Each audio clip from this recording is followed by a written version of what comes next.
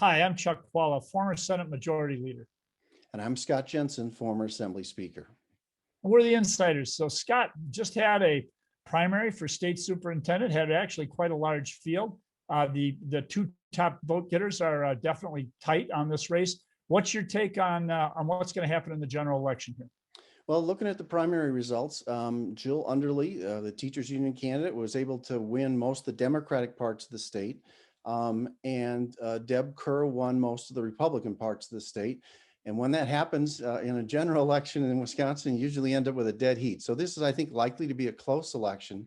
I think there's very sharp differences between the candidates, and I'll give you two of them. One is experience, and the other one is on in-person instruction in schools.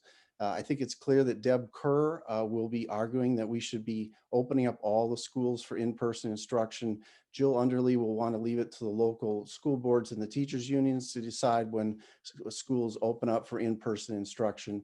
When you take a look at the experience in this race, Jill Underly has been a superintendent of a rural district for, I think, 5 or 6 years now, whereas Deb Kerr has been a superintendent for 23 years at both a rural district and an urban district, and she was the president of the National Association of Superintendents for the entire country. So I think clearly there's an experience factor that settles on Kerr's side, but Underly ran a good race in the primary. It's interesting, isn't it, to see that these races, even state superintendent, sadly, has become a partisan thing, because as you're going to see, you saw Scott vigorously arguing for Deborah Kerr, who, by the way, is a huge voucher supporter. And I will be arguing for Underly. And I wish you were a huge voucher supporter. Pardon? I said, well, I wish you were a huge voucher supporter. She's not. Okay. So here's what I would say.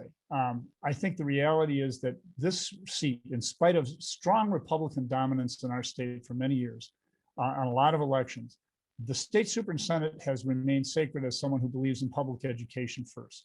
I think Jill Underly fits that category. The Republicans will try to tie her to the teachers union, and they will try to do this and try to do that. But Jill Underly has that commitment to public education. Deborah Kerr, I think there are really some good arguments that will be made about questioning that commitment. The other thing is, I think we saw something right away after the primary that, these things, when people don't know people, oftentimes they can come down to some odd things that people find out. And Deborah Kerr actually knocked out I don't know what these accounts are. I don't think this is a Twitter account, but something online where she had a problem with some interaction about being called the N-word or something. That's not the kind of thing that's helpful in races like this, where it might be thin edges that make the difference on who wins or who loses. That could be a problematic thing for her. I think the bottom line here is I agree with you on that, Chuck.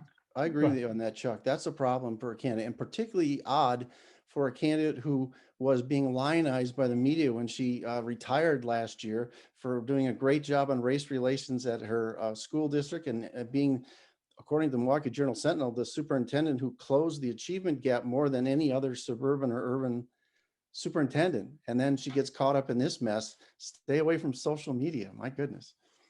Yeah. But I think those are the kinds of things that can cause problems. I think whoever is identified as the more closely allied to public education will probably win, because that's what's been the history in the state of Wisconsin, even in tough Republican times. But we will see. And it certainly pits two very strong candidates, two candidates who did very well in the vote getting during the primary. And I think it'll be an interesting race. But at the end of the day, if I had to make a prediction, I would be ready to bet my own money that Jill Underly will make it. And I think that will be good for the state. I think the passion in this race is going to be about the question of opening schools up for in-person instruction. You still have large school districts in the state that have not yet opened up for in-person instruction, and they come from all different stripes and all sorts of corners of the state, and parents are ticked off.